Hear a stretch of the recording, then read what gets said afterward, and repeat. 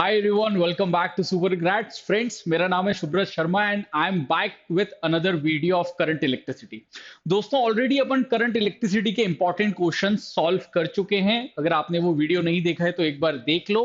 आज की class specifically रहेगी किरचॉफ्स लॉस के बारे में, राइट? तो जो दो लॉ हैं, Kirchhoff voltage law and Kirchhoff's current law, ये अपन आज की क्लास में पढ़ेंगे। साइन कन्वेंशन के बारे में बात करेंगे, देन इससे रिलेटेड न्यूमेरिकल सॉल्व करेंगे। सबसे पहले केवीएल केसीएल पढ़ने से पहले अपन को पता है कि हमें साइन कन्वेंशन पहले अच्छे से समझ में आना चाहिए, और ज्यादातर स्टूडेंट्स को साइन कन्वेंशन ही अप्लाई करने में प्रॉब्लम होती है। तो अपन आज की जो ये क्लास है वो अपन साइन कन्वेंशन से स्टार्ट करते हैं। सबसे पहले डिस्कस करेंगे कि कब पोटेंशियल गेन, कब पोटेंशियल लॉस को, पोटेंशियल ड्रॉप को पॉजिटिव या नेगेटिव साइन के साथ डिनोट किया जाता है। So let's start the class. अगर अपन यहां पे देखें, सबसे पहला जो अपन को पॉइंट ध्यान में रखना है वो ये कि जो the direction of conventional current is always from high potential to low potential. ये पॉइंट बहुत ज्यादा इंपॉर्टेंट है क्योंकि ये काफी सारी जगह पे अपन को यूज में आता है कि भाई किस वाले पॉइंट का पोटेंशियल अपन को हायर मानना है, किसका लोअर मानना है। जैसे मान लीजिए यहां पे मैं आपके लिए एक एग्जांपल ले रहा हूं, जिसपे यहां पे आपके पास एक वायर है जिसमें रेजिस्टेंस जो है वो है आर, और ये है पॉइंट ए, ये है पॉइंट बी, और डायरेक्शन ऑफ करंट अज्यूम कर लेते हैं कि हमने ये माना हुआ है आई। अब जैसे ही आपने डायरेक्शन ऑफ करंट मान लिया आई, उसी टाइम आप ये बात समझ जाएं कि अपन इसको जो है वो हायर पोटेंशियल पे कह रहे हैं, ए वाले पॉइंट को, एंड बी वाले पॉइंट को we are calling it at lower potential, right? तुरंत ये बात अपन को वहां पे समझ में आ जानी चाहिए। इसका मतलब कि भाई वी ए जो है वो ग्रेटर देन होगा वी बी से।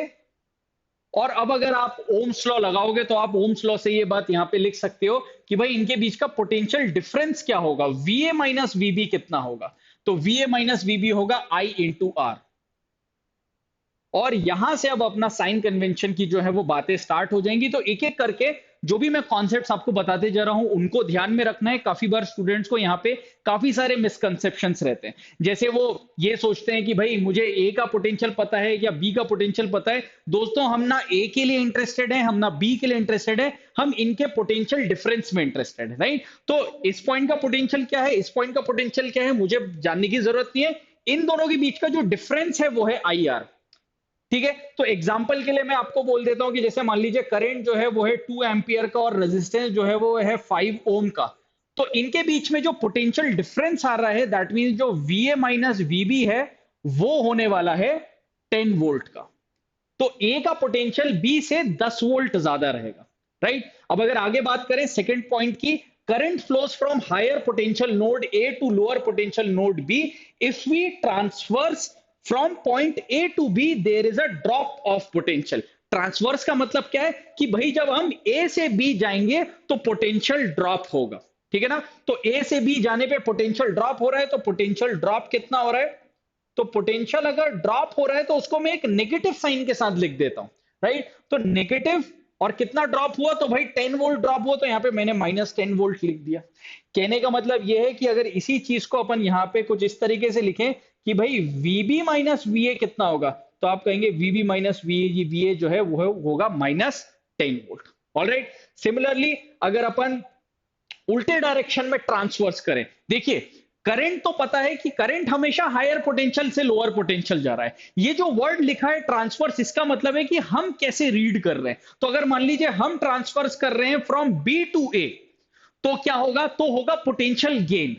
तो पोटेंशियल गेन को जो है वो आप लिखेंगे पॉजिटिव साइन के साथ, तो प्लस 10 वोल्ट, राइट? और उसका यही मतलब है कि भैया आप बी से ए की तरफ जा रहे हो, ठीक है ना? तो there is drop of potential, similarly from B to A there is a gain of potential. तो ये बात यहां पे बहुत इंपॉर्टेंट हो गई कि भाई जब आप ड्रॉप या आप गेन के बारे में बात करोगे तो आप उसको पॉजिटिव या नेगेटिव साइन के साथ इस बात को जो है वो आप लिखोगे। तो वी ए माइनस वीबी जो है वो प्लस 10 वोल्ट लिखा यहां पे जाएगा। सबसे पहले sign convention, direction of current के हिसाब से अपन ने समझ लिया। ड्रॉप को नेगेटिव साइन के साथ लिखते हैं, गेन को पॉजिटिव साइन के साथ लिखते हैं।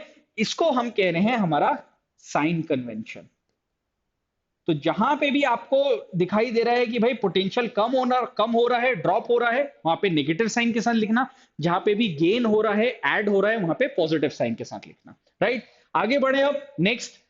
बैटरी के अक्रॉस क्या होगा? बैटरी के अक्रॉस कब पोटेंशियल गेन होगा, कब पोटेंशियल लॉस होगा, समझना बहुत आसान है। जैसे मान लीजिए ये हो गई आपकी बैटरी, यहां पे आपको पॉजिटिव टर्मिनल दिखाई दे रहा है, यहां पे आपको नेगेटिव टर्मिनल दिखाई दे रहा है। अब अगर मान लीजिए जो नेगेटिव टर्मिनल है उसको अपन ने लोअर पोटेंशियल कह दिया, पॉजिटिव टर्मिनल को अपन ने हाई पोटेंशियल कह दिया। अब आप ट्रांसवर्स कैसे कर रहे हो? मान लो आप ए से बी की तरफ जा रहे हो, तो ये डायरेक्शन ऑफ ट्रांसवर्स आपने ये कह दिया, तो भाई आप हायर पोटेंशियल से आप लोअर पोटेंशियल पे जा रहे हो, तो कितना ड्रॉप कर रहे हो आप? तो मान लीजिए ये जो बैटरी है इसका ईएमएफ है ई, तो इसीलिए आप जब आप V A minus V B लिखोगे, तो भाई ए का पोटेंशियल ज्यादा है, बी का कम है, तो V A minus V B plus E के साथ लिखा जाएगा, और वीबी माइनस वी ए जो है वो माइनस साइन के साथ लिखा जाएगा। इसका मतलब ये है, लेट सपोज आपके पास यहां पे एक जो बैटरी है वो कुछ इस तरीके से दी हुई है,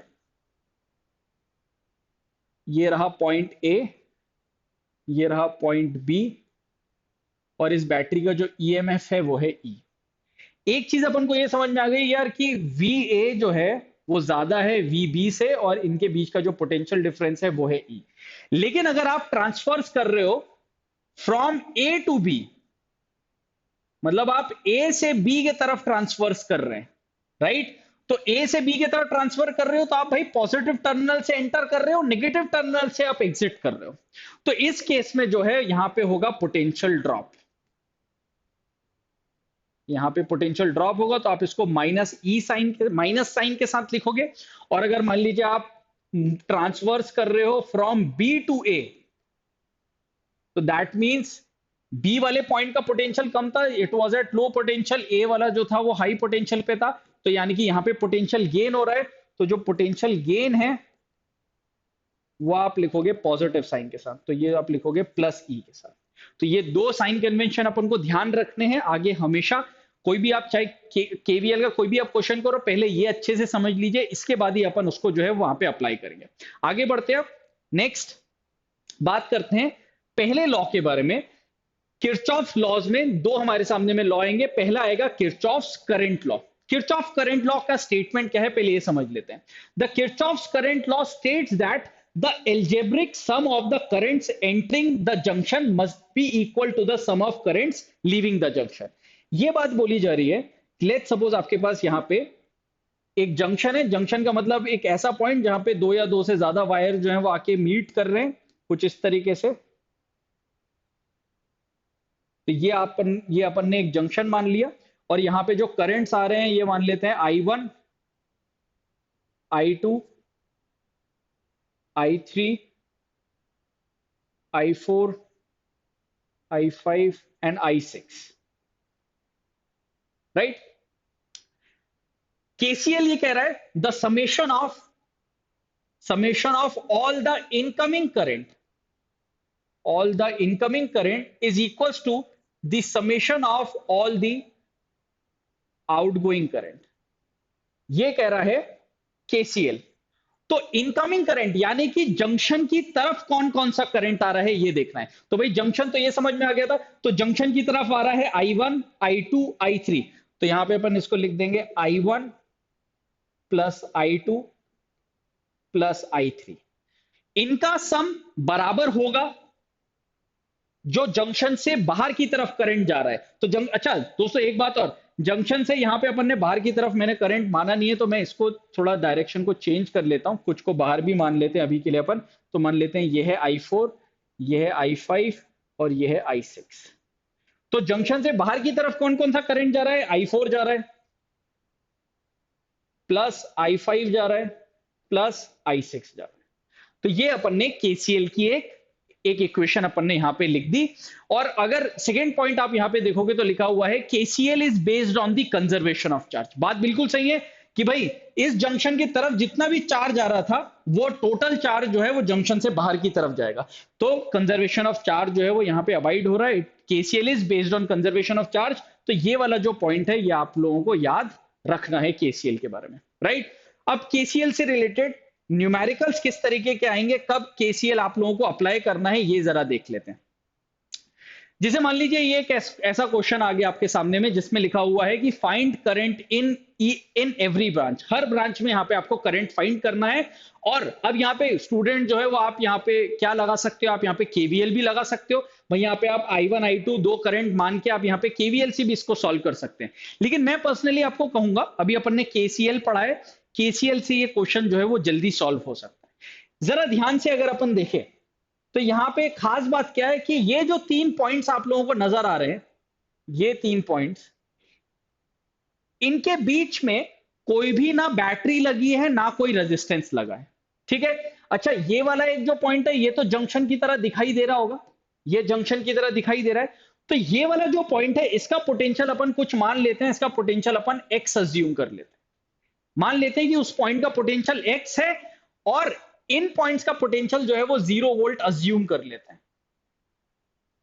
अभी तक जो भी हमने अजम्पशन लगाया इसमें हमने कोई फिजिक्स के किसी भी हमने लॉ को हमने तोड़ा नहीं है भाई। अपन इन दो पॉइंट के बीच का पोटेंशियल डिफरेंस एक्स हो सकता है, इनके बीच का एक्स हो सकता है, इनके बीच का एक्स हो सकता है, इसमें कोई दिक्कत की बात नहीं है।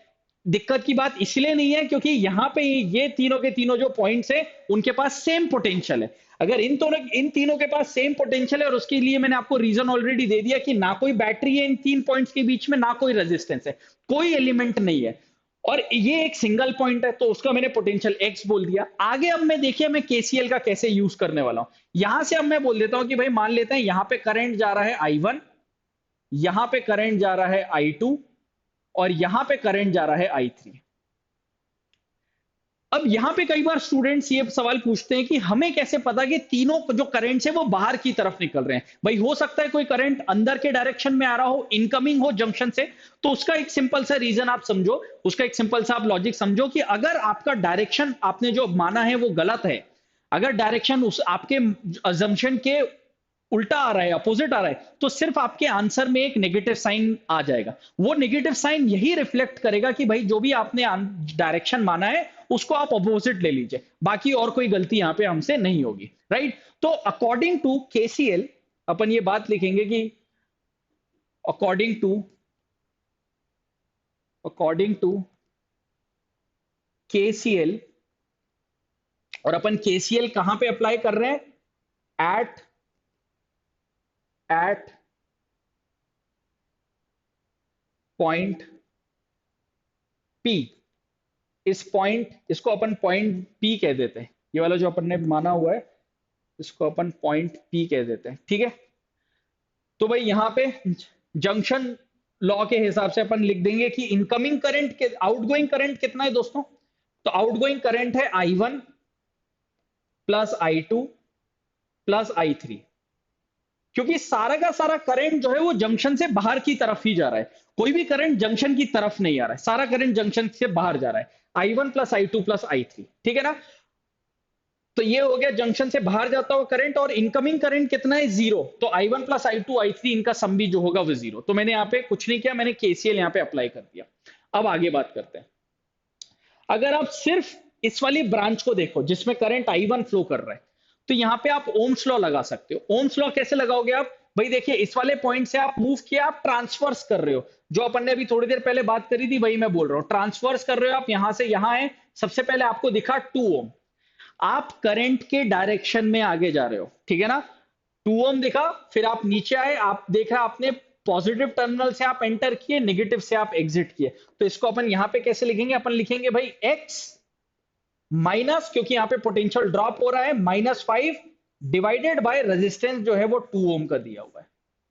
देखिए कुछ गलत चीज नहीं करी है कोई भी, अपन ने यहां पे ऐसी बात नहीं करी जो आपने आज से पहले नहीं पढ़ा। आपने पढ़ा हुआ है ओम्स लॉ, ओम्स लॉ होता है potential difference divided by resistance.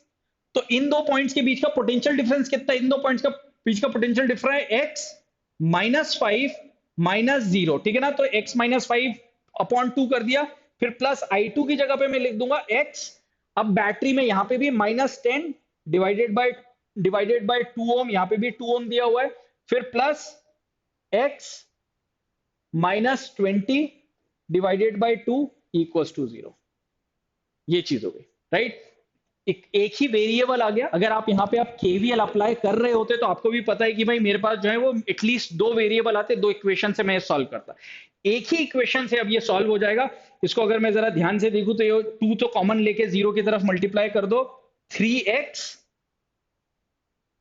3x, और यहां पे हो गया आपके पास -15, और ये हो जाएगा -35। ठीक है ना? तो ये हो जाएगा आपके पास -15 और -15 प्लस -15 -20 -35, यानी कि जो x की वैल्यू आ गई फ्रेंड्स, वो आ गई आपके पास 35/3। अब x की वैल्यू आने के बाद उन्होंने हमसे क्या पूछा था? उन्होंने हमसे पूछा था कि भाई इंडिविजुअल ब्रांचेस में आप करंट बताओ। तो इंडिविजुअल ब्रांचेस में करंट निकालने के लिए अपन क्या करेंगे? अब अगर अपन को वो बोल रहे हैं कि भाई I1 आप बता दो, तो I1 आपने ऑलरेडी अज्यूम कर लिया था, I1 आपने निकाल लिया था x - 5 डिवाइडेड बाई 2। तो x का मतलब है 35 divided by 3 -5 whole divided by 2। ठीक है ना? तो यहाँ पे 3 यानी कि 35 -15 यानी कि 20 डिवाइडेड बाय 3 और 2 यानी कि 6, यानी कि ये जो आपके पास फाइनली आंसर आ जाएगा, ये आ जाएगा 10/3 एम्पियर। पॉजिटिव आ रहा है आंसर, मतलब जो भी हमने डायरेक्शन माना है असल में I1 का, वो एकदम सही है। ठीक है? सिमिलरली I2 के लिए भी यही काम करेंगे। I2 के लिए काम हो जाएगा आपके पास 35 divided by 3 -10 whole divided by 2। तो यहां से आ जाएगा आपके पास 5 डिवाइडेड बाय 6 एम्पियर। ये चीज हो गई। यहाँ पे आ गया 5 डिवाइडेड बाय 6 एम्पियर। उसके बाद अगर अपन बात करें I3 की, I3 हो जाएगा आपके पास, I3 की वैल्यू थी x -20, तो x आपको पता चल गया 35/3 -20 होल डिवाइडेड बाय 2, 3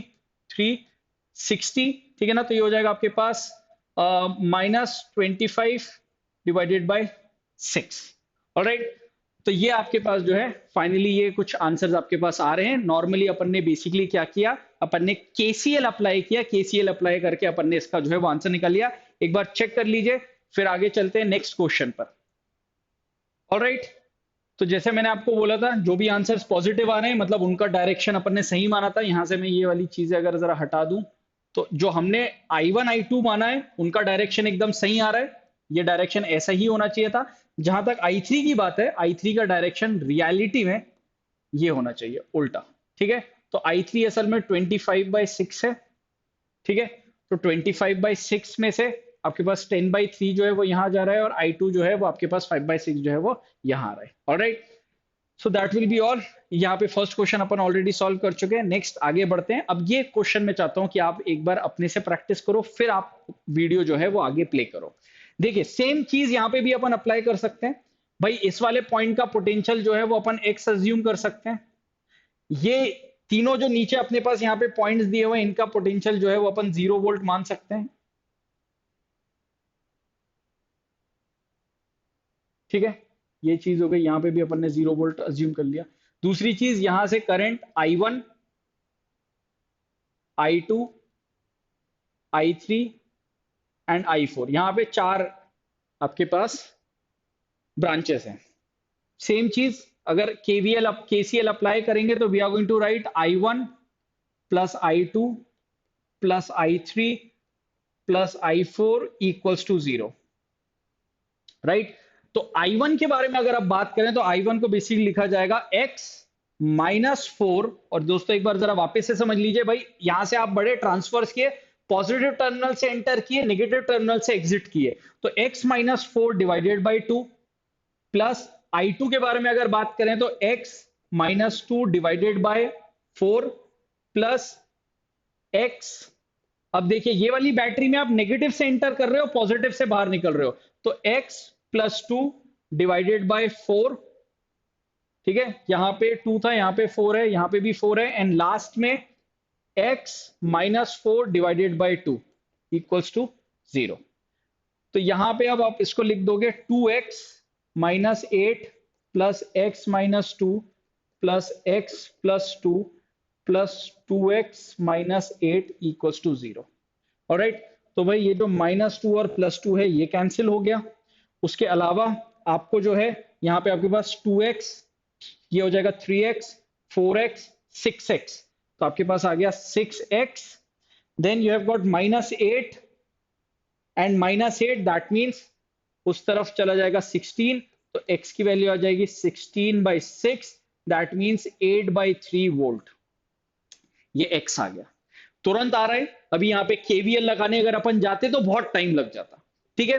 तो अगर बोर्ड एग्जाम में आपको बस ऐसा बोला है यूजिंग किरचॉफ लॉस, उन्होंने स्पेसिफाई नहीं किया है कि लूप रूल लगाना है या वोल्टेज लॉ लगाना है, तो आप ये बिल्कुल आप इसको सॉल्व इस तरीके से आप कर सकते हो। नेक्स्ट स्टेप क्या रहेगी? नेक्स्ट स्टेप में आपको पता है कि भाई मैं I1 को अलग से निकाल सकता हूं। अब यहाँ पे मैं एक आध कर देता हूं, बाकी आप आराम से निकाल लेंगे। x - 4 डिवाइडेड बाई 2, x मुझे पता चल गया है 8/3 -4 डिवाइडेड बाय 2, राइट। तो 12 8 - 12 इज -4, -4 डिवाइडेड बाय 3 नीचे था, ये हो जाएगा 6, दैट मींस -2/3 एम्पियर। तो डायरेक्शन जो है वो अपोजिट है रियलिटी में। Got it? सिमिलरली I2 की वैल्यू अगर अपन निकालें तो I2 की वैल्यू आ जाएगी x, that is 8/3 -2 whole divided by 4, यहां पे 4 है, ठीक है। ये हो जाएगा आपके पास 6, 8 - 6 is 2, 2/12, दैट मीन्स 1/6 एम्पियर। ये आ गया आपके पास 1/6 एम्पियर। नेक्स्ट I3 के बारे में अगर बात करें, so I3 is going to be 8/3 +2 whole divided by 4, solve कर लीजिएगा। Then I4 will be 8/3 -4 whole divided by 2। Alright, so I4 और I1 की वैल्यू तो सेम ही रहेगी, -2/3 एम्पियर ये भी आने वाला है। तो होपफुली KCL की जो रिलेटेड सवाल रहते हैं उसमें एक बात और आपको बता दूं, जरूरी यहाँ पे ये था कि भाई इनके बीच में जो है वो कोई भी अपन ने यहाँ पे एलिमेंट नहीं देखा, ना कोई रेजिस्टेंस आया, ना कोई बैटरी आई, इसीलिए अपन बहुत आसानी से यहाँ पे 0 वोल्ट लगा दिया। यहाँ पे जो एक जंक्शन आया अपन ने उसको X बोल दिया, ठीक है। सेकेंड क्वेश्चन हो गया सॉल्व। अब इसके बाद अब अपन स्टार्ट करते हैं अपना वोल्टेज लॉ, क्योंकि ज्यादातर क्वेश्चन जो है बोर्ड एग्जाम में वो वोल्टेज लॉ के ऊपर आते हैं। तो जिस तरीके से सबसे पहले अपन ने देखा कि भाई KCL जो है वो पहले लॉ क्या कहता है, लॉ कहने के बाद उससे रिलेटेड अपन ने उसकी एक इक्वेशन लिखी। सेम चीज अब अपन पहले समझते हैं कि KVL लॉ क्या स्टेट करता है। तो KVL ये स्टेट करता है, Kirchhoff's voltage law states that the algebraic sum of potential difference around any closed loop of an electrical circuit is 0। मतलब जब भी आप कोई एक इलेक्ट्रिकल सर्किट लोगे, एक क्लोज लूप का मतलब क्या है कि जिस पॉइंट से आप स्टार्ट कर रहे हो वापस उसी पॉइंट पे आओ आप, तो आपका लूप क्लोज हो जाएगा। और ऐसे मूव करते टाइम, ये जो मैं मूव बोल रहा हूं, इसी को मैं स्टार्टिंग में कह रहा था कि ट्रांसफर्स, तो जब आप मूव करोगे तो समेशन, तब आप लिखिए the algebraic sum of the change in potential difference across a closed loop, तो ये आएगा आपके पास आंसर 0। तो ये होता है आपका KVL। कैसे करेंगे? सीधे अपन न्यूमेरिकल से स्टार्ट करेंगे। ध्यान यहाँ पे ये देना है, पोटेंशियल गेन के लिए आप पॉजिटिव साइन लगाते हो, पोटेंशियल ड्रॉप के लिए आप नेगेटिव साइन लगाते हो। जिस तरीके से अपन ने देखा कि भाई KCL जो था वो कंजर्वेशन ऑफ चार्ज पे बेस्ड था, जो KVL है it is based on conservation of energy. कहने का मतलब क्या है? The KVL reflects that electric force is conservative, the work done by conservative force on charge around a close loop, around a close path is 0। तो भाई जो भी आप एक क्लोज पाथ पे मूव कर रहे हो, वहां पे आप जब सब ऐड कर दोगे पोटेंशियल डिफरेंसेस, तो कहीं पे ड्रॉप हो रहा होगा, कहीं पे गेन हो रहा होगा, लेकिन उन सबका जो सम निकल के आना चाहिए वो 0 निकल के आना चाहिए, ठीक है ना। तो ये बात कहता है KVL। अब इसको किस तरीके से अप्लाई करना है ये क्वेश्चन से अपन सॉल्व करेंगे। ध्यान क्या क्या बातों का रखना है? ध्यान ये रखना है कि भाई मैंने आपको बता दिया कि हम किस साइन कन्वेंशन को फॉलो कर रहे हैं। जहां पे भी पोटेंशियल गेन होगा वहां पे आप लिखोगे पॉजिटिव साइन, पॉजिटिव साइन के साथ आप वो वैल्यू लिखोगे। जहां पे भी पोटेंशियल ड्रॉप होगा उसको आप लिखेंगे एक नेगेटिव साइन के साथ। तो ये साइन कन्वेंशन अपन को फॉलो करना है। तो इन चीजों, इसको भी अपन जो है वो सीधे एक क्वेश्चन से सॉल्व करेंगे, बट उसके पहले एक दो चीजें जो है वो आप ध्यान में रखो कि भाई जो भी आप लूप ले रहे हो ना, उस लूप में आपको क्लॉकवाइज घूमना है या एंटी क्लॉकवाइज घूमना है, ये आपके ऊपर है। इसमें कोई गलती नहीं है, ठीक है ना, कि आपको क्लॉकवाइज ही घूमना चाहिए था या एंटी क्लॉकवाइज घूमना चाहिए था। आप क्लॉकवाइज या एंटी क्लॉकवाइज दोनों में से कोई भी आप डायरेक्शन चूज कर सकते हो।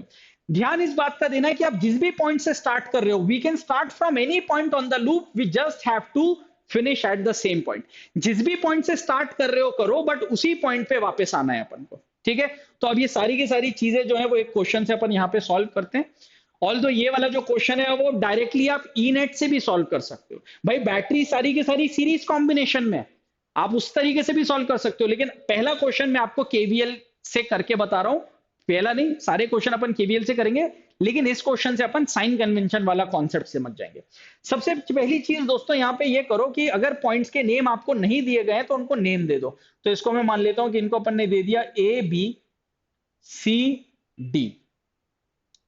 अब आप जब लूप का नाम लिखोगे तो आपको समझ में आ जाएगा आप क्लॉकवाइज जा रहे हो या एंटी क्लॉकवाइज जा रहे हो। जैसे मान लो आप जो है वो इस लूप में क्लॉकवाइज मूव करना चाहते हो, तो अब आप यहां पे कोई भी एक पॉइंट चूज कर लो। जैसे मैंने ए चूज कर लिया, तो मैं यहां पे लिखूंगा applying KVL, applying KVL across loop. कौन सा है दोस्तों? ए। मैंने ए क्योंकि मैंने सेलेक्ट किया है और मैं क्लॉकवाइज जा रहा हूं, तो ए से बी, बी से सी, सी से डी और डी से वापस ए पे ही आना है। तो loop A B C D A, तो इस लूप पे जो है वो अपन को केवीएल अप्लाई करना है, ठीक है। तो भाई केवीएल अप्लाई करना स्टार्ट कर देते हैं। तो केवीएल अप्लाई करना स्टार्ट करें तो ए से आगे बढ़े। अब जरा ध्यान से देखिए, बैटरी के कौन से टर्मिनल पे आप एंटर कर रहे हो? नेगेटिव। एग्जिट किस पे कर रहे हो? पॉजिटिव। तो पोटेंशियल गेन हो रहा है, कितना हो रहा है? 10 वोल्ट का गेन हो रहा है। तो 10 वोल्ट लिख दिया यहाँ पे। तो अब उसके वोल्ट लिखने की जरूरत नहीं है, 10 लिख दिया। फिर आगे गए, भाई मान लेते हैं इस पूरे के पूरे सर्किट में करंट जो फ्लो कर रहा है वो आई फ्लो कर रहा है इस डायरेक्शन में। वापस से आप एक वही चीज पूछ सकते हैं कि हमें कैसे पता इसी डायरेक्शन में फ्लो कर रहा है? भाई अगर हमारा एजम्पशन गलत होगा तो वो डायरेक्शन बस अपोजिट आ जाएगा, और कोई दिक्कत की बात नहीं, एक नेगेटिव साइन आएगा, ठीक है। तो ये वाली बात अपन ने यहां पे कर ली। फिर बैटरी से गए तो करंट का कोई लेना देना नहीं है, कंफ्यूज मत होना।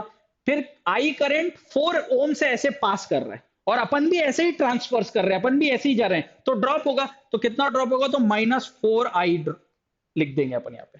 फिर बैटरी के पॉजिटिव टर्मिनल से एंटर किए, नेगेटिव टर्मिनल से एग्जिट किया, मतलब वापस से ड्रॉप, तो -20 वोल्ट। रेजिस्टेंस आ गया -1 इंटू माइनस आई, तो यहाँ पे -i अपन ने लिख दिया। बैटरी के नेगेटिव से एंटर कर रहे हैं, पॉजिटिव से बाहर जा रहे हैं, तो +15, -2i, देन फिर -30 एंड लास्ट -3i। जैसे ही उसी पॉइंट पे पहुंच जाओ इक्वल्स टू 0 लगा दो, ठीक है। अब यहां पे अगर अपन कांस्टेंट की बात करें, 10 -20 -10 +25 और फाइनली आ जाएगा आपके पास -5। करंट की बात करें, -5i -7i -10i equals to 0। आई की वैल्यू जो है वो आ गई -1/2 एम्पियर। दोस्तों -1/2 का एम्पियर का मतलब है कि भाई मैग्नीट्यूड तो मेरे हिसाब से मैंने सही निकाला है। जो नेगेटिव साइन है उसका मतलब यह है कि डायरेक्शन ऑफ करंट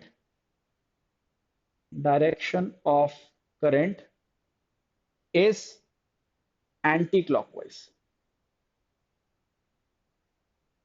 एक बार नोट कर लीजिए, देख लीजिए, सारी चीजें समझ में आई। फिर मूव करते हैं अपन सेकंड क्वेश्चन पे। तो एक बार सारी चीजें देख लेते हैं, सारे कैलकुलेशन एक बार और चेक कर लेते हैं।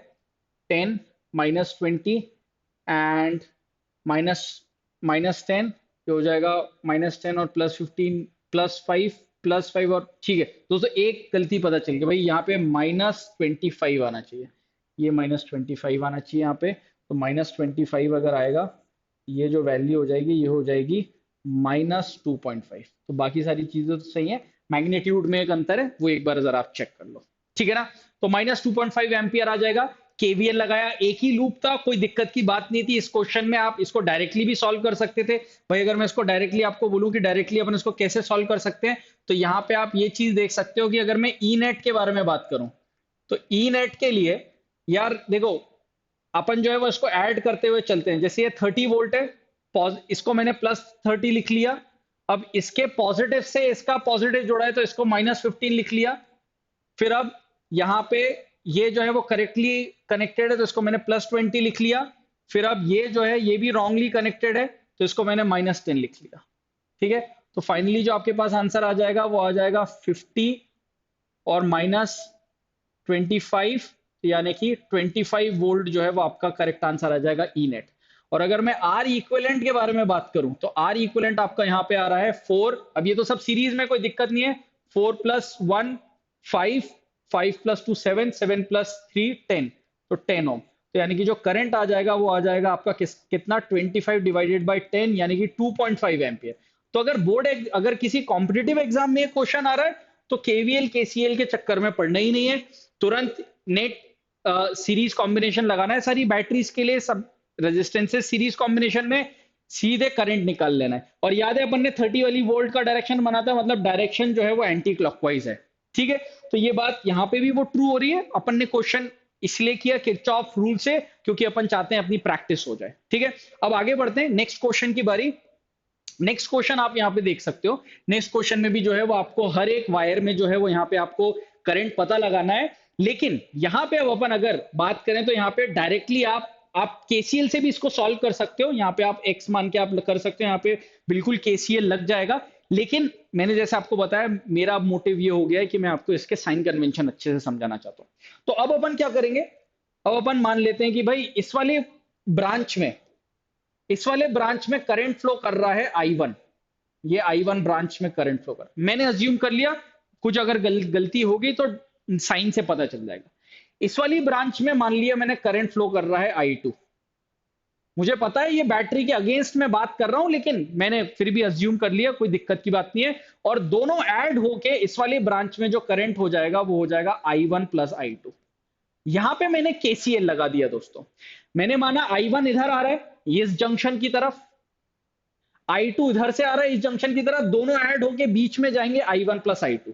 राइट, अब दो लूप्स है मेरे पास। पहला वाला लूप मैं ये ले लेता हूं फर्स्ट, इसमें मैं इस डायरेक्शन में मूव करूंगा। सेकंड लूप में ये ले लूंगा, इसमें भी मैं क्लॉकवाइज डायरेक्शन में मूव करूंगा। तो सबसे पहली बात आप यहां पे लिखोगे लूप, और लिखेंगे अपन applying KVL across AF EBA, इसके अक्रॉस जो है वो अपन केवीएल अप्लाई कर रहे हैं। तो यहां पे अगर जरा ध्यान से देखें तो -I1 पोटेंशियल ड्रॉप होगा 1 ओम के अगेंस्ट, क्योंकि आप करंट के डायरेक्शन में मूव कर रहे हो। देन +10 पोटेंशियल गेन होगा। देन फिर -2 टाइम्स ऑफ I1 + I2, और फिर ड्रॉप होगा -30, और वापस उसी पॉइंट पे आप पहुंच गए। बी पे तो कुछ नहीं था, बी से ए पे भी कुछ नहीं है, तो 0 लिख दिया। यानी कि यहाँ पे फाइनली हो जाएगा आपके पास -I1, ये हो जाएगा आपके पास -20, ये हो जाएगा -2I1 -2I2 = 0। फाइनली आपके पास आ जाएगा -3I1 -2I2 -20 = 0। सारे पॉजिटिव सब नेगेटिव्स को पॉजिटिव में कन्वर्ट कर देते हैं। ये बन गई आपके पास इक्वेशन नंबर 1। कोई भी अगर आपको लगे कुछ भी चीज गलत है, आप चैट बॉक्स में बिल्कुल कमेंट सेक्शन में आप बता दीजिए। यहां पे अपने पास पहली इक्वेशन आ गई। अपने पास कितने लूप्स हैं यहाँ पे? लूप्स तो असल में 3 है, अननोन सिर्फ 2 हैं। तो मुझे सिर्फ 2 इक्वेशंस चाहिए। एक इक्वेशन में बना चुका हूं, दूसरी इक्वेशन और मैं बना लेता हूं। तो दूसरी इक्वेशन के लिए मैं लिख देता हूं, मैं यहां पे करूंगा अप्लाइंग केवीएल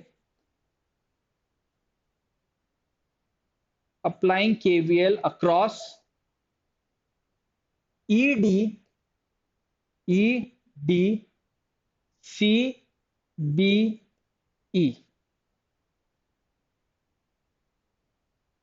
ऑलराइट, तो इसके अक्रॉस अपन अब केवीएल अप्लाई कर देते हैं। तो भाई ईड से डी जाएंगे तो +50। फिर और अब जरा यहां पे ध्यान से देखिए, अब इसीलिए अपन ने डायरेक्शन इस तरीके से लिया कि आपको पूरा पता चल जाए। आप तो ट्रांसफर्स कर रहे हो इस डायरेक्शन में, लेकिन करंट मूव कर रहे हैं ऊपर से नीचे। तो यानी कि आप यहां पे पोटेंशियल गेन होगा तो आप इसको लिखेंगे +2I2। ये पहली बार ऐसा भी अपन ने क्वेश्चन में देखा है, लेकिन अपन ने इसके बारे में डिस्कस कर लिया था। ठीक है ना, तो +2I2 वापस इधर आए, फिर यहां पे वापस से पोटेंशियल गेन होगा तो लिखेंगे +30। वापस से उल्टे डायरेक्शन में मूव कर रहे हैं तो 2 times of I1 + I2 = 0। Finally answer will be 50 + 2i2, और इसको भी ऐड कर लेते हैं।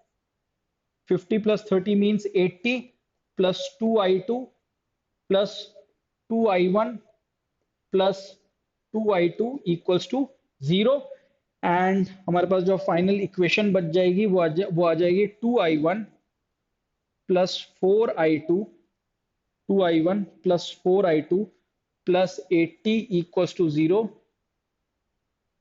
That means i1 + 2i2 + 4 = 0, and ये आ गई आपकी सेकेंड इक्वेशन। तो दो इक्वेशन थी, दो अननोन है, अपन ने सॉल्व कर लिया है। एक बार जरा ध्यान से देख लीजिए दोनों इक्वेशंस। अब इन दोनों इक्वेशंस को सॉल्व कर लेते हैं अपन। तो अब यहाँ पे इक्वेशंस जो हैं वो अपन यहाँ पे कॉपी कर लेते हैं।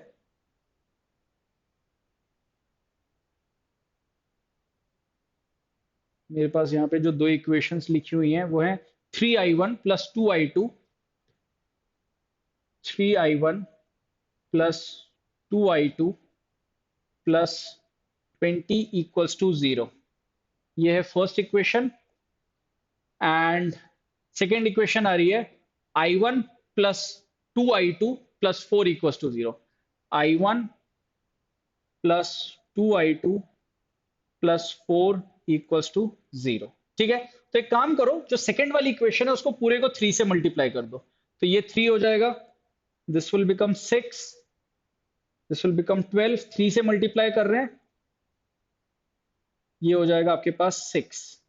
ठीक है ना। और अगर नहीं भी करना था तो वैसे करने की जरूरत नहीं है, डायरेक्टली i2 कैंसिल कर दो, i2 भी तो सेम ही है, राइट।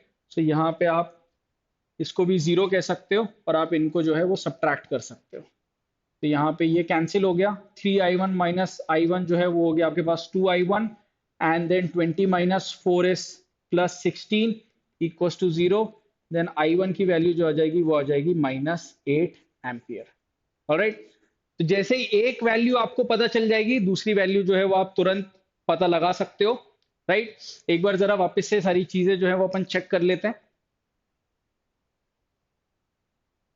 ठीक है दोस्तों, एक और चीज यहाँ पे, आई थिंक ये भी मेरे ख्याल से यहाँ पे अपन पीछे जाएं, ये 2 से अपन ने किया तो यहाँ पे एक और 0 आएगा, 40 है ये, यहाँ पे भी वो 40 अपन कर दें, थोड़ा आंसर में चेंज है, ये हो जाएगा आपके पास -20, एंड ये आ जाएगा आपके पास आंसर 10 एम्पियर। तो i1 आपको पता चल गया, i1 पता चलते ही अब आप i2 पता कर सकते हो। तो यहाँ पे i1 की वैल्यू सब्स्टिट्यूट कर देते हैं, 10 + 2i2 + 40 = 0। दैट मीन्स 2i2 जो है वो हो जाएगा आपके पास -50, that means i2 will be -25 ampere. i2 की वैल्यू जो है वो अपन को मिल गई है। Alright, next question, third, calculate the value of the resistance R in the circuit shown in the figure so that the current in the circuit is 0.2 ampere. What would be the potential difference between point B and E? B और E के बीच में potential difference calculate करना है। इस question को KVL KCL से अपन किस तरीके से सॉल्व कर सकते हैं, बहुत ज्यादा कुछ खास नहीं है। अगर सर्किट को आप जरा ध्यान से देखो तो सर्किट को यहाँ पे, इस सर्किट को मैं यहाँ पे वापस से आपके लिए मैंने रखा हुआ है। इतने पार्ट को आप जरा ध्यान से देखें, यहाँ पे यहां पे पॉइंट बी से लेके 5 ओम और ये 10 ओम, ये दोनों के दोनों जो हैं ये सीरीज कॉम्बिनेशन में, राइट। तो पहली चीज तो अपन यहां से ये समझ सकते हैं कि भाई 5 ohm and 10 ohm are in series combination. Got it. अच्छा, उसके साथ ये जो 3 ब्रांचेस होंगे ये पैरेलल कॉम्बिनेशन में हो जाएगी। तो इसका अगर मैं सर्किट यहां से सिर्फ बी वाले पार्ट के बारे में बात करूं तो यहाँ पे इनका ये इक्विवेलेंट रेजिस्टेंस जो है ये आ जाएगा आपके पास 15 ओम, देन ये आपके पास आ जाएगा, यहाँ पे आपको दिया हुआ है 30 ओम, और इसके बीच में एक और रेजिस्टेंस है आपके पास, ये है 10 ओम। ऑलराइट, तो ये सबके सब जो है वो पैरेलल कॉम्बिनेशन में हो जाएंगे।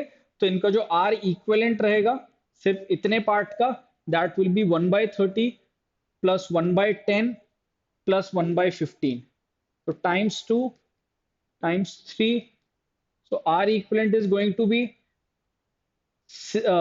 30/6, that means 5 ohm. तो फाइनली ये जो सर्किट है पूरा का पूरा ये कुछ इस तरीके से दिखाई देगा आपको। यहाँ पे आपके पास है 8 वोल्ट की बैटरी, देन ये रहा पॉइंट, यहाँ पे 6 ओम का रेजिस्टेंस आ गया है, ये रहा R ओम और 8 volt, then you have got 15 ohm and यहाँ पे भी एक बैटरी है,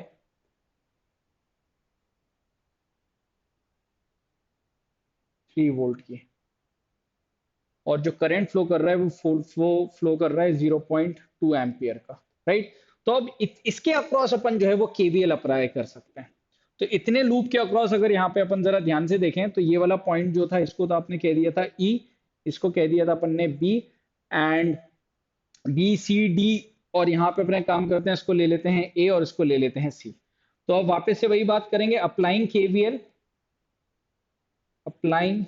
KVL across loop ABEC, A। तो अगर केवीएल अप्लाई करें यहां से तो पहले 8 वोल्ट प्लस 8 लिखा, देन माइनस ड्रॉप होगा माइनस 1.2, 1.2 कैसे आ गया 0.2 इंटू 6, देन फिर ये मुझे आर मुझे नहीं पता है, यहाँ पे 0.2 एम्पियर जाएगा। हालांकि उन्होंने तो बेसिकली मेरे से क्वेश्चन में जो चीज पूछी थी वो क्वेश्चन में उन्होंने मुझे potential difference between B and E पूछा था, ठीक है ना, तो वो आंसर तो मैंने निकाल लिया। तो इसका जो आंसर रहेगा potential difference between point B and E, ये असल में रहने वाला है 0.2 इंटू 1.6, दैट मीन्स 1.2 वोल्ट। तो ये आंसर तो आ गया, ठीक है। अब अगर कोई आपसे पूछे कि भाई ये आर कितना है, तो यहाँ पे आप केवीएल लगा दो, तो यहाँ पे 1.2 लिख दिया, ये हो जाएगा माइनस 0.2 इंटू आर, देन यहाँ पे भी ड्रॉप होगा -3 and minus 0.2 into 15, that means 3 volt equals to, वापस उसी पॉइंट पे पहुंच गए तो 0, राइट। अब ये इक्वेशन बस आपको सॉल्व करनी है, -6 और 8 - 6 is 2, 2 minus 1.2 is 0.8 equals to 0.2 into R की वैल्यू आ जाएगी 4 ओम। ऑलराइट फ्रेंड्स, सो होपफुली आप लोगों को ये क्वेश्चन जो है वो समझ में आ गया होगा। अब इसके बाद एक और क्वेश्चन कुछ इसी तरीके से जो कि प्रॉपरली बेस्ड है केवीएल केसीएल के ऊपर, ठीक है ना। ये भी प्रीवियस ईयर बोर्ड एग्जाम में पूछा गया है। क्वेश्चन में कह रहे हैं use Kirchhoff's rules to determine the value of current I1 flowing in the circuit. I1 I2 की वैल्यू जो है वो अपन को कैलकुलेट करनी है। सर्किट आपको ऑलरेडी बनाया हुआ है, तो मैं सीधे अपन को यहाँ पे केसीएल नहीं लगाना, सीधे अपन यहाँ पे केवीएल लगा सकते हैं। सर्किट में अपन को इतना समझ में आ रहा है, अगर मैं यहाँ पे आपको और अच्छे से बता दूं, ऊपर वाली ब्रांच में I1 करंट है इस डायरेक्शन में, तो ये I1 करंट यहाँ पे बनाया हुआ है, इस वाले ब्रांच में I3 करंट है एंड इस वाले ब्रांच में I2 करंट है। ऑलराइट, नेक्स्ट यहां पे अगर मैं लूप रूल अप्लाई करूं तो मैं एक बात यहां पे आपको बता दूं कि देखिए, जैसे यहां पे इस पॉइंट पे यहां पे गया I2, इस जंक्शन के बारे में बात करते हैं, यहां से करंट आ रहा है I1, यहां से करंट जा रहा है I2, तो अपन एक बात तो यहां पे लिख ही सकते हैं, using KCL that I3 is equals to I1 plus I2, ये बात अपन लिख सकते हैं। अब इसके आगे अपन केवीएल जो है वो यहाँ पे अप्लाई कर देते हैं। केवीएल अप्लाई करें तो भाई लूप सबसे पहला जो अपन ले लेते हैं, अप्लाइंग केवीएल,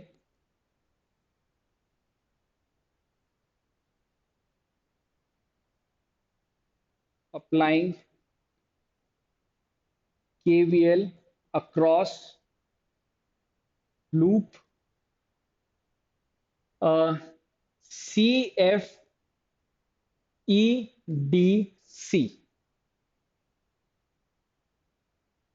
इसके अक्रॉस अपन लूप रूल यूज कर लेते हैं। तो सी से आगे बढ़ेंगे तो आ जाएगा आपके पास +20, देन -20 I3 और I3 की जगह मैं डायरेक्टली अब यहाँ पे आपको मैं सजेस्ट करूंगा कि आप लिख दीजिए I1 plus I2, next minus 30 I1 और इक्वल्स टू 0। तो ये हो जाएगा आपके पास 20 minus 20 I1 minus 20 I2 minus 30 I1 equals to 0, right. तो minus 20 I1 minus 30 I1 will be minus 50 I1 minus 20 I2, और आपके पास सिर्फ यहाँ पे कांस्टेंट जो है वो सिर्फ 20 है, क्योंकि एक ही बैटरी थी उस वाले लूप में, और यहाँ पे आप इसको लिख देंगे प्लस 20 इक्वल्स टू 0, राइट। अब अगर अपन बात करें सारे साइंस हटा दें और जीरोस भी हटा दें तो ये हो जाएगा 5I1 plus 2I2 minus 2 equals to 0। तो पहली इक्वेशन आपके पास आ गई है, फर्स्ट इक्वेशन आ गई। सेकेंड इक्वेशन, सेकेंड इक्वेशन के लिए लूप जो है वो अपन ले लेते हैं, loop AFCBA,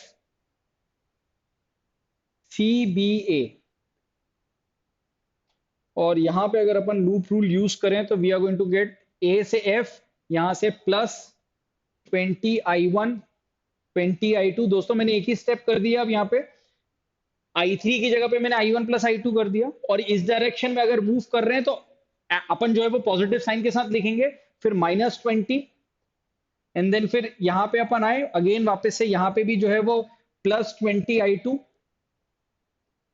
right, and then फिर इस डायरेक्शन में मूव करेंगे और यहाँ पे आ जाएगा आपके पास प्लस 80 इक्वल्स टू 0।